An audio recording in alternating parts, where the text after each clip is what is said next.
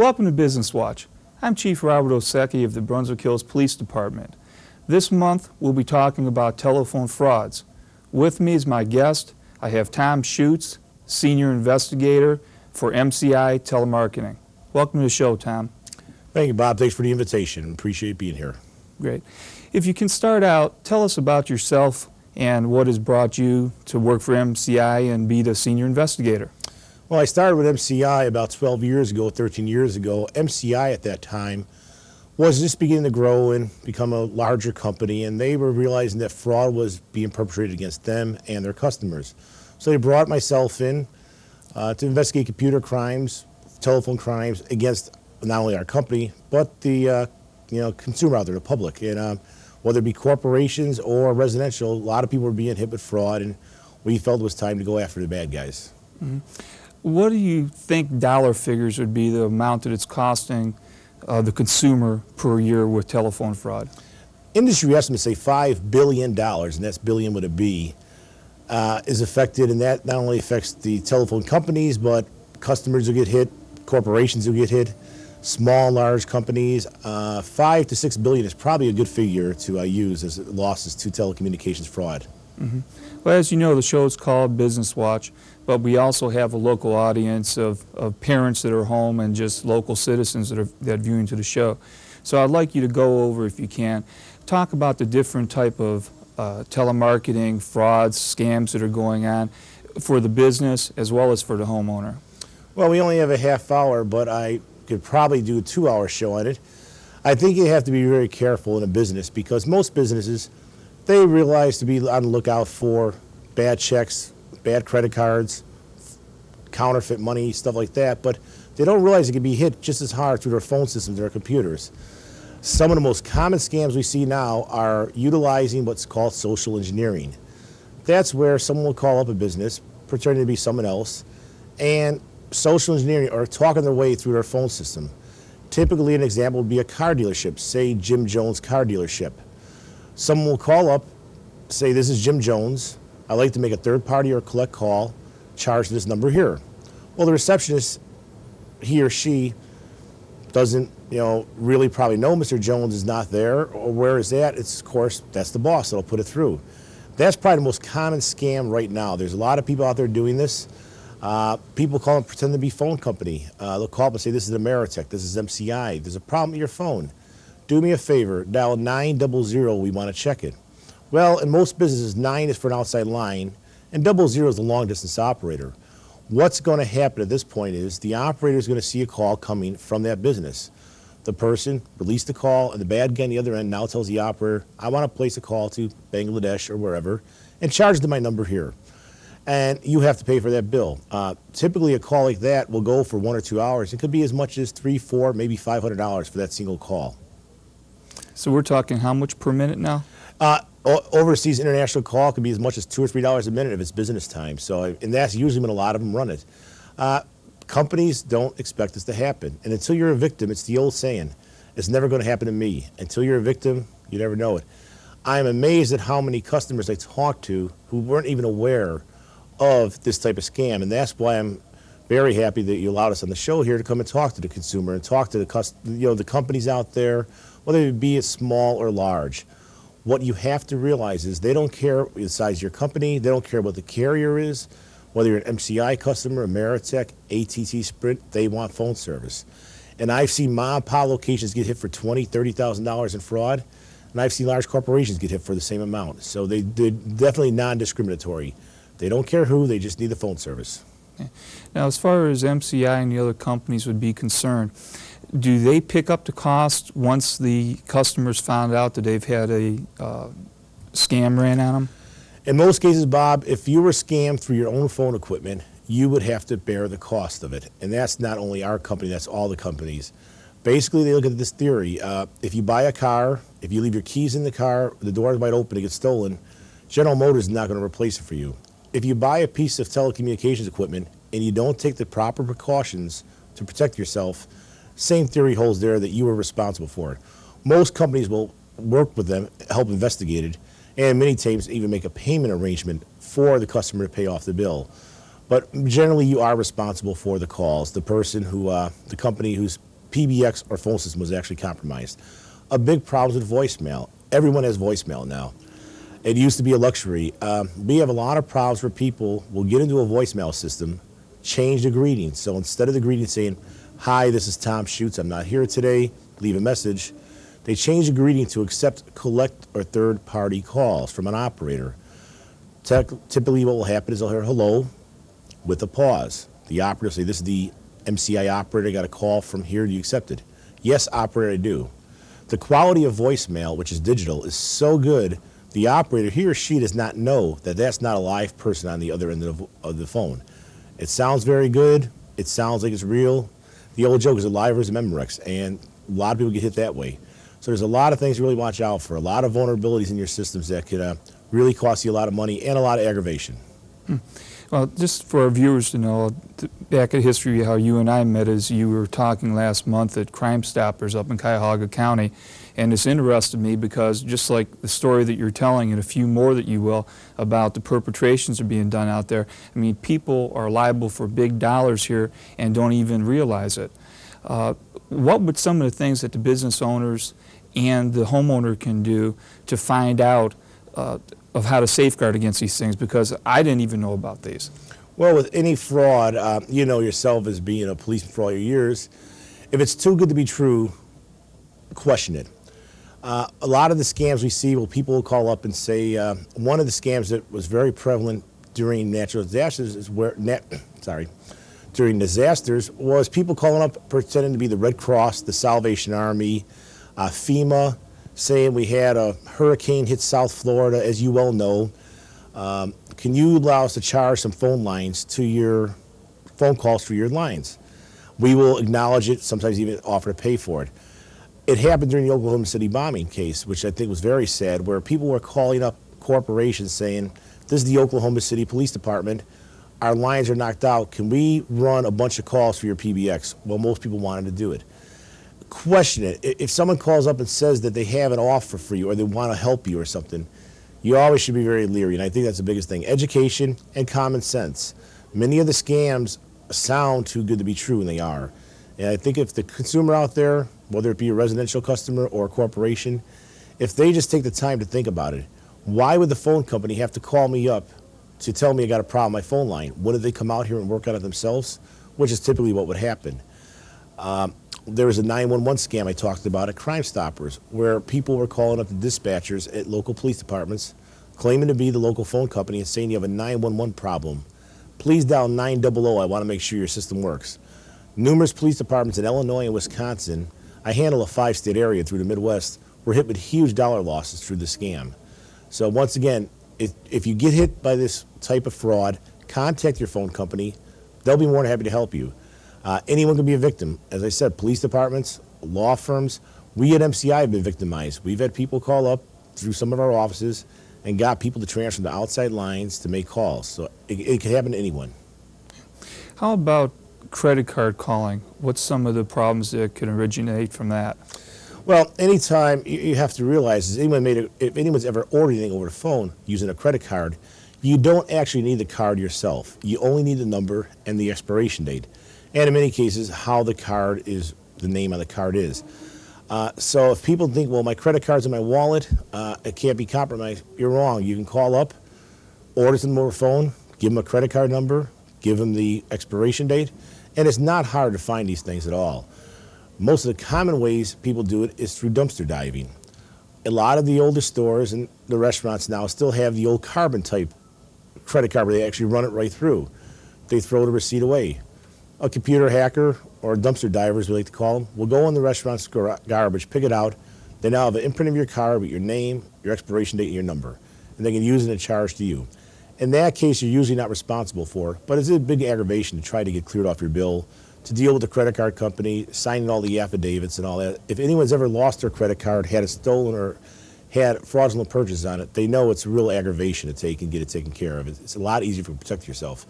Never, ever give your credit card over the phone unless you know who you're talking to. That's one of the largest things I preach to people. If you call a company, whether it be Spiegel or a large catalog distributor, if you call them, fine, give them the number. But if someone calls you and says, I need your credit card number, Don't do it. We see a lot of problems with the phony vacations. Once again, too good to be true. People call up. I'm with Visa International. You just won a trip to Tahiti. All I need to do is verify your card number and your expiration date. And yes, you're the one, so that's it. Thank you very much. Your trip will be mailed to you. Once again, too good to be true. Be careful. Mm-hmm. We've talked about this on previous shows to do with senior scams, and I think that that's a big part of the people that are victimized because they're trusting and they figure, you know, they're excited that they've won a vacation or something like that. We've had them call before in our community and victimize and prey on the seniors. So, you know, we definitely want them to call the police departments. We'll work in conjunction with you. We've worked with MCI. We've worked with other carriers that are in the area. And with the cooperative effort of everybody, hopefully we can put some of these bad guys out of business that are costing us billions of dollars per year. We've been real lucky, especially in the Northern Ohio area here with the police departments, really willing to help and work with us. A lot of departments don't look at this as a crime. They look at it as a victimless crime. Many times they say, well, MCI is a huge corporation, AT&T is a huge corporation, Ameritech's a huge corporation, they could afford the losses. We've been very lucky in Medina County and Cahoga County that the departments have taken and worked with us, helped us out. And this show is a perfect example, Bob, to go out and educate the person. It's a lot easier to come here and talk to you where I can reach a lot of people and tell them about it than having to deal with a person after they've been hit with a phone bill for $10,000, $20,000, and you kind of use the old, well, I'm here to help you type thing. So it really is education of the consumer. And that's what any of the scams, I know your departments in this area have been very good with the Crime Stoppers, with groups like that, going out, telling the people, be careful of these operations, these telemarketing schemes.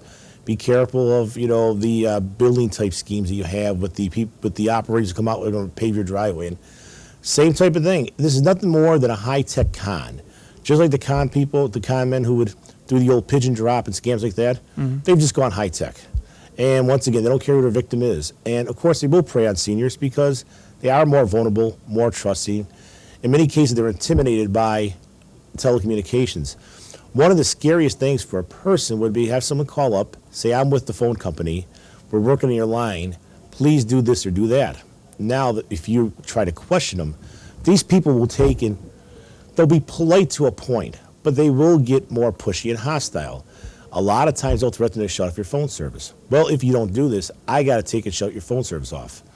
What kind of person wants to be, whether you be home or business, without phone service? So then they will do it. Once again, if you have any questions, call your phone company, call your representative. They all have 800 numbers for our carriers. We can tell you what's going on. We can tell you if it's a legitimate request or not. And there's never a dumb question. We would prefer to have people call us and say, would MCI, would Ameritech, would AT&T call me and want me to do this, to accept phone calls? One situation we have is with prisoners trying to third-party calls to people's houses, and they will use all different type of techniques to get them to use it. If you get an operator on the phone who says they got a call from an inmate facility, if you don't know anyone in there, just hang up, because if not, the call will be charged to your phone, and in many cases, you're going to be responsible to pay that call. How are they doing that? The prisoner would call somebody just randomly in a phone book, or how does that scam work? Certainly, Bob. What will happen is the prisoners will get a local phone book from a local area, maybe from like Brunswick Hills or Brunswick, pick a name and address out. Prisoners, you have to remember, inmates are restricted to collect or third-party calls. So they'll tell the operator, I want to call this number here and charge it to this number here, say 216-555-4242. The operator will then call and ask the person if they want to accept this call. If they say yes, fine, they'll do it. Many times they will use the name of the person who the phone subscribed to. Say, for instance, Roy Jones on 5th Street in Brunswick. Well, they'll tell the operator, I'm Roy Jones. The operator calls the house, person answers, Roy Jones wants to make a third-party call. Will you accept it? Well, if the children are home or the family, someone in the family says, well, it's dad, it's my brother, whatever, sure, I'll take the call. We see a lot of what we call the junior-senior scam. They'll look at the phone and see the name Mike Jones Jr. or Mike Jones Sr. They will then call and try to be the other person, third-party call from whether it's a junior or senior or vice versa. A name they might recognize, sure, he must be out somewhere, doesn't have any coins, so he's going to call, boom, they put it through. The operators are instructed and have to tell the person it's coming from a correctional facility. But a lot of times people only hear, I have a collector, third-party call. They don't hear that correctional facility part. So if mom or dad's not in jail, don't accept a call. It's probably the best advice for you. Okay. Is there anywhere where they can, once they get that third-party call, that they can transfer it and call somewhere else on your phone bill? Certainly. What I can do is I can say, I want to charge a call to 555-4444, but I want to call 555-6666. And at that point, the operator will call and say, do you accept this person here to make this call and charge it here? Once again, if they recognize the name, in many cases they say, sure, of course, go ahead. What you have to be leery of is a lot of times they'll go into what they call Alliance Teleconferencing Bridge. This is nothing more than a basic chat line type thing. I usually set up further areas where you can call through that number. So you may think, well, it's only a 5-minute call to this number over here. But if they get into a chat bridge, an Alliance Teleconferencing Bridge, they can call anywhere in the world, once again, billed to your number. I've seen residents get hit with bills as high as $2,000, $3,000, sometimes $4,000 through the scam.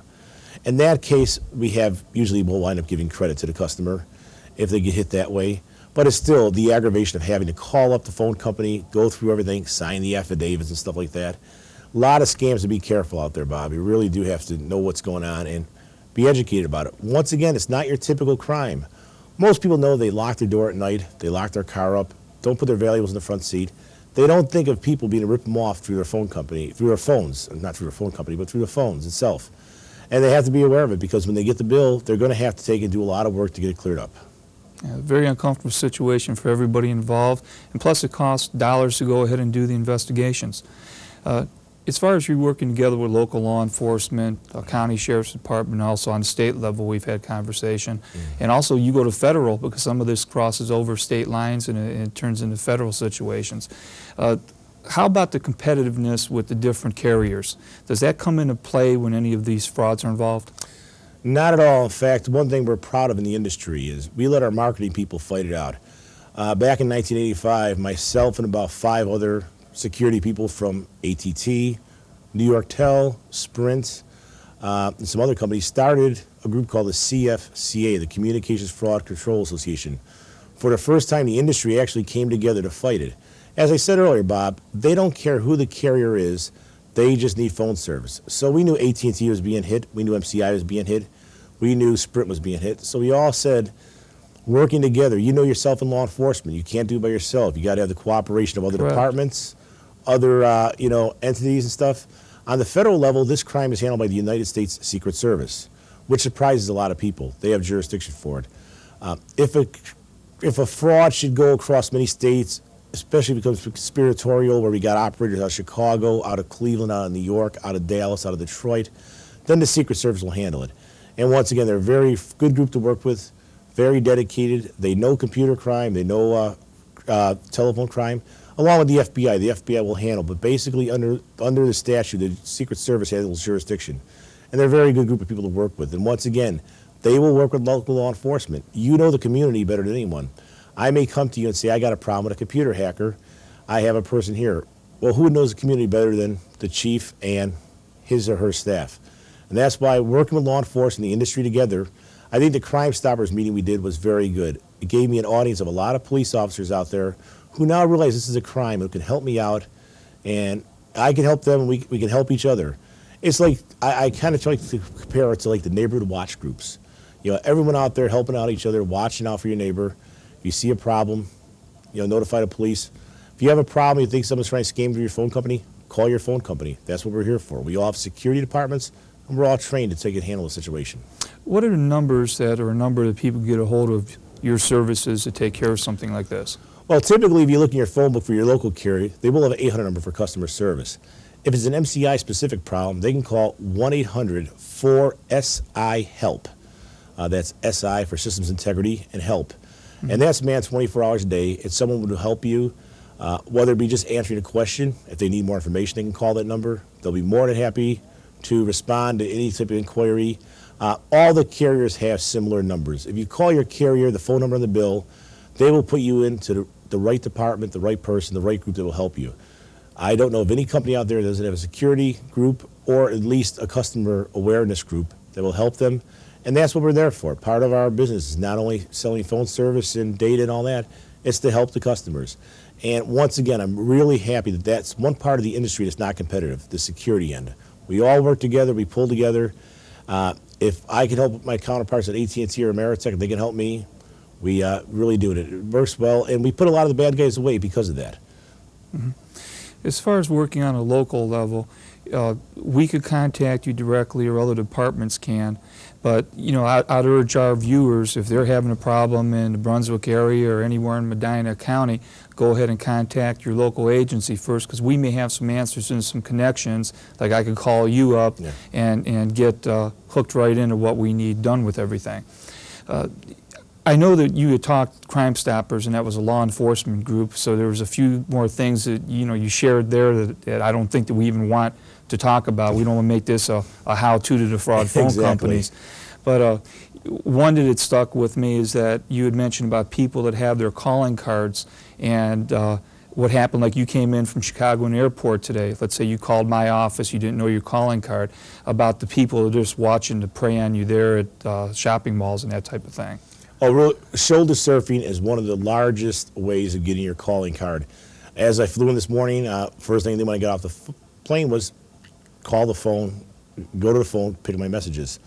Now, I obviously have seen this happen, so I try to block the phone, and when I make the call, now I'm big enough to block a whole bank of payphones, much less one. I'm very easy. But I see people stand out there, and someone just stand behind you and watch you, write down your number. Some can memorize them. I've had incidents at O'Hare Airport where these gentlemen, ladies, equal opportunity crooks, let's say, they were able to take and remember a 14-digit number, and then when you walk away, then write it down. It's amazing. Just watch it. It's called shoulder surfing. Stand over your shoulder watching it.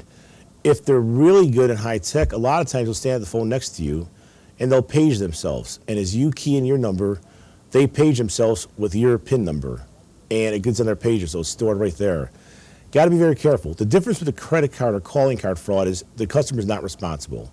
At that point, the industry takes responsibility because we monitor our calling card and credit card industry. If you get hit for $1 million phone bill on your calling card, you're not going to pay a dime. We do monitor that very closely. We look at things, unusual calling patterns. For instance, if Bob Osaki never called Tahiti, and all of a sudden we got 5 calls to Tahiti, we're going to call you up and say, Chief, did you all of a sudden start calling Tahiti and stuff? We monitor and watch it very closely, so we shut it down before it becomes a problem. Mm-hmm. But once again, you still got to get a big bill. You had said earlier about working with your local department. Probably, I would say, better than 60% of my cases come through the local police department. People feel they're a victim of a crime, they call their police. The police call us. And that's why going to groups like this here, like Crime Stoppers, where we were a few weeks ago, the departments now know. And I had people come to me after that and say, hey, Tom, I never knew that MCI had a security department, or I didn't know where to go, or I had a customer call me up and they said they had like $400 phone bill from Mary in prison or whatever. They didn't know what to do. Now they do. And it really works out well. That's what we're here for, to help our customers and to work well with law enforcement. And that's really, I think, the biggest part of prevention. Is with any crime, prevention is the best way of going after it. It's a lot easier to stop it beforehand than try to investigate it afterwards. Mm-hmm. And I think, too, that's where the parents have to go ahead and educate their children as far as, like, the calling cards. I know if my daughter goes on a field trip or wherever, I'll give her the calling card number. The parents have to be able to tell their children, make sure that nobody's looking over your shoulder while you're calling home. Mom and Dad want you, to check in, but, we can run into some problems with this. Also, could you touch a little bit about the internet and some of the problems that are going on? We talked about with the chat lines and that type of thing. Oh, yeah, we talked earlier, Bob, about it. And as you know, the internet is exploding every day. Every day it's getting bigger. They sign up 10, 20,000 users a day. Internet's a great thing. It's a great tool. I'm really happy my kids get on there and learn stuff. But I got to tell them, you got to be careful. It's an anonymous way of dealing with people, especially the chat rooms. And they're out there, whether it be an AOL, CompuServe, whatever. You start chatting with someone anonymously over the phone or over the computer, and you start writing notes to each other. And they gain a confidence or a trust in that person. I always tell people when I go out there, if your children are going into the chat rooms, the talk boards or whatever, never give out their address or their phone number. That's the worst thing. There's a lot of people out there, pedophiles out there looking for that reason. Several high-profile cases recently, one in Naperville, Illinois, where the Naperville police had set up officer used a different identity of a 13 or 14-year-old girl and went on the internet. And he could not believe how many people hit on that. Just, trying to find out more information and stuff. So there are bad guys out there. Not everyone on the internet is a good person. I would say majority of them, of course, like anything, are good. But be careful. And with anything else with the children, watch what they're doing. Ask questions. If they seem to be on certain boards for a long time, who are you talking to? What are you saying? Go down there and look at it. There's also computer programs out there, software programs, that can block a lot of the stuff that you would want your children to see. And any of your computer stores, and I really shouldn't name any, there's some products I like better, but this is not an endorsement show. Go to your local computer store and ask them, about things to protect the kids from the internet, from the bad parts of the internet. And, the internet's a wonderful tool. But, be careful, like anything else. Be very careful with it. Okay. Is there any other scams you'd like to touch on briefly? We're running out of time. We've only got a couple minutes left. Or anything in closing you'd like to talk about? Well, once again, Bob, I wanted to first of all thank you for letting me come here, because I can reach more people on this one show than I could do a 4 or 5 year thing. Once again, if it's too good to be true, be careful. Ask questions. Never be hesitant to ask a person a question on the phone who calls you. I know people are intimidated by that. And of course, the social engineer and the bad guys, they're going to try to use intimidation. Well, what do you mean, who am I?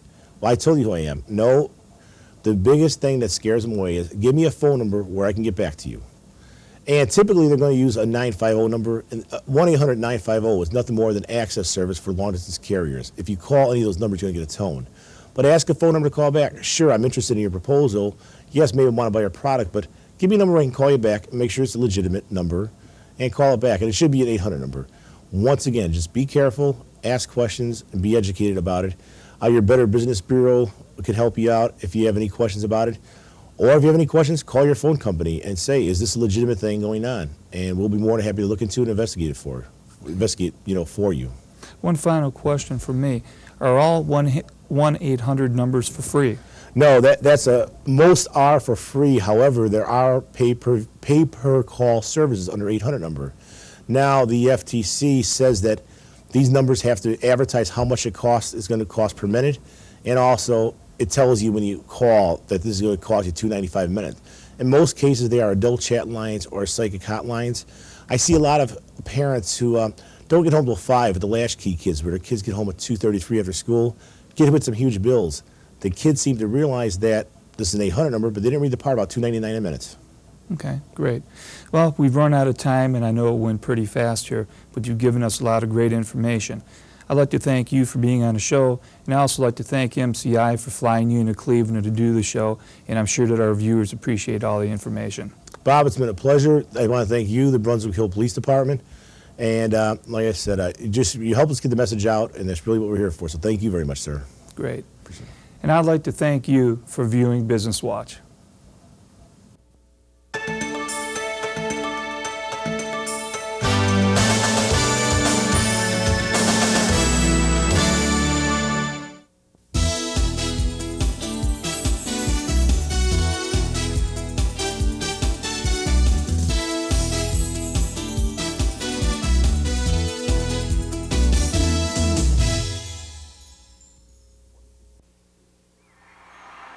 What if you had to choose between a flower and an elephant? What would you choose? What if you had to decide between a 100-year-old tree and a 1,000,000-year-old beach? Could you choose between drinking clean water or breathing clean air? Now you can choose all these things. EarthShare, the world's leading environmental groups working together. It's one choice we can all live with. Out. It's impossible! Actually, Coach, it's not. See, Jimmy had to travel a distance of 90 feet. He reached an average speed of 15 miles. If academic standards are important to you, call 1-800-38-BE-SMART for a free booklet and be a big league parent.